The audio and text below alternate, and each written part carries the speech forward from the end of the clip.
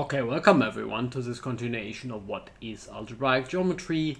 Today I would like to tell you about a notion which scared me for a long time because it has kind of a very scary name, right? So it's actually pretty simple, and it's actually saying that we were overshooting by a lot because essentially the definitions I told you about, you can't really handle them in practice.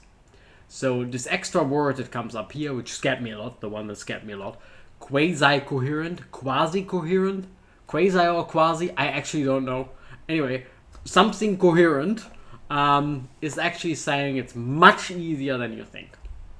And the whole idea that I will kind of stress a lot now, because it kind of got a little bit lost, I guess, on the way, is that we always want algebra. So algebraic geometry is about algebra, right? The name suggests already it's about algebra.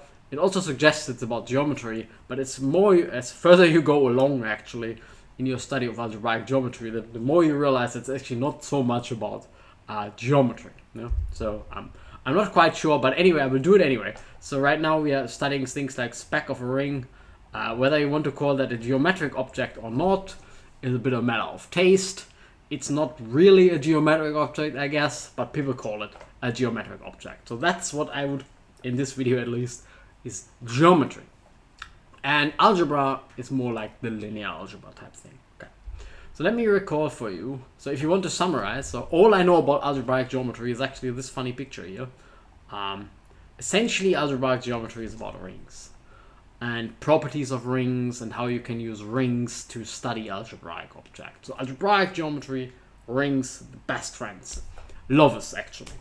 I'm not too sure whether rings actually like algebraic geometry, so I take that back. But algebraic geometry likes rings, so really it does. And all that algebraic geometry always wants to do, in case I get lost, is geometric questions should be translated into algebra questions. Geometric questions should be translated into algebra questions, right? That's the whole mantra of algebraic geometry. The problem we are facing now, and why I repeat this mantra, is that this idea of sheaves of modules is somehow too general, and as far as I know, there is no good, nice algebraic model of it, if you want. It's somehow still too geometric. Huh? And what do you do if you have a too general notion? Well, you restrict it somehow to something more easy to handle, and that's exactly where those quasi-coherent, I think I go back with quasi now, quasi-coherent sheaves come in. Yeah? So quasi-coherent sheaves, like we want to restrict sheaves to, sheaves of modules such that we can actually kind of perform everything in terms of algebra in the end, right? So sheaves difficult, algebra good, translate from sheaves to algebra. Yeah, so that's kind of the idea. And it's like the underlying idea of algebraic geometry all the time. And I just want to say that again because it's kind of important. So R-modules always sounds like very, very difficult, when in reality it's really just vector spaces, linear algebra. So it's a little bit more fancy than linear algebra. So if R is a field, then it's literally linear algebra over some field. Otherwise it's a bit fancier, but essentially R modules are vector space type objects. You have an action of R floating around, which is a bit, as I said, a bit more sophisticated, but you can think of R module theory as a kind of form of linear algebra. So kind of the easy thing where you want to translate something to. Yeah? And the idea of everything is now that an R module, a vector space, keep that in mind, R module vector space, I'm going to say R module from now on. An R module should give us a sheaf of modules that behaves very algebraically, right? So, and we can study that using tricks from linear algebra. That's essentially the idea. And yeah, there is such a module, and it's literally defined as, well, it's called the sheaf associated to an R module. So you fix an R module M. So in my notation, Mn type things will be R modules. And you essentially run the same as for the sheaf of regular functions, and you get like the sheaf of regular functions on that module. It's literally the same definition, just replace the appearance of R in that definition by M. And essentially you think of the original definition as R acting on itself, so it's a module over itself, and now it's a little bit more general, so you have a more general module. And this is called the sheaf associated to that module.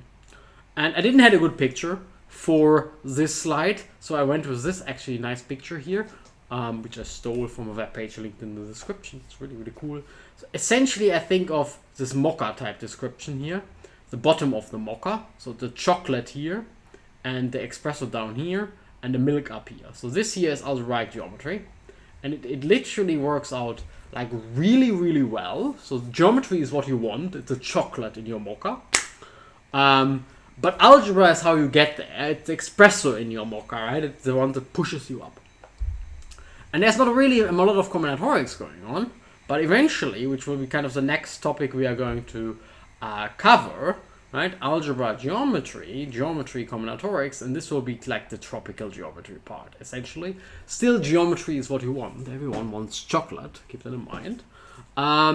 But now you get there using combinatorics, which doesn't really push you up, but it gives you like a little bit of a shaka kick if you want, because it's like this milk type foam.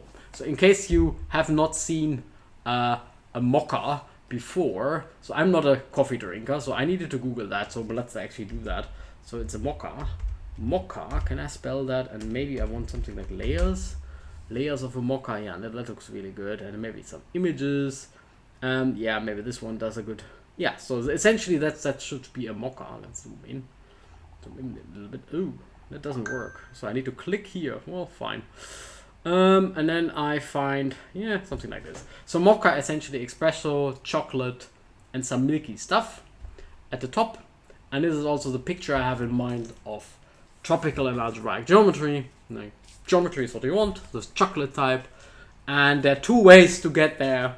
Either by espresso, which is like algebraic geometry and algebra, right? The algebra gets you there. Keep that in mind. The geometry is what you want, and the algebra gets you there. Or like in tropical geometry, as we'll do later, it's more like a combinatorial type of approach. Yeah. Anyway, I essentially didn't have a good picture for this one, so I decided to go with this beautiful picture that I stole. So someone has done a really, really excellent job here in illustrating that picture. The whole point, keep in mind, is that algebra is like very powerful. So you can literally, linear algebra is even more powerful. You can literally compute things, while actually the chocolate, the espresso, no, not the espresso, the chocolate, the geometry is what you actually want to do. And here's then the definition. Sheaves of R-modules is quasi-coherent if there is an open cover such as the restrictions are all of the type M-twiddle. So by the way, these modules are usually called M-twiddle. So the sheaves are usually called M-twiddle, where the underlying module is just Mi in this case, right? So M is the underlying module, you put a twiddle upon it just to make sure that you're talking about the sheaf. And this is really like this patchwork idea. Again, there's an affine open cover such that the restrictions are all the nice ones. And this is called quasi-coherent. And I'm not quite sure where the name comes from. There was originally in algebraic geometry something people called coherent, which was kind of the same but for finitely generated modules. Yeah, but why it's called coherent, I don't know. But anyway, it's kind of the nice one. So it scared me a lot, but it's actually a nice property. So you want your modules, your sheaf, very often you want it to be quasi-coherent, because as I said, essentially this is just saying we can now do algebra with it, right? This is literally what is going on. So translation, like in the Rosetta Stone way of actually 3 different languages. So maybe I should have used this picture instead of the mocha one.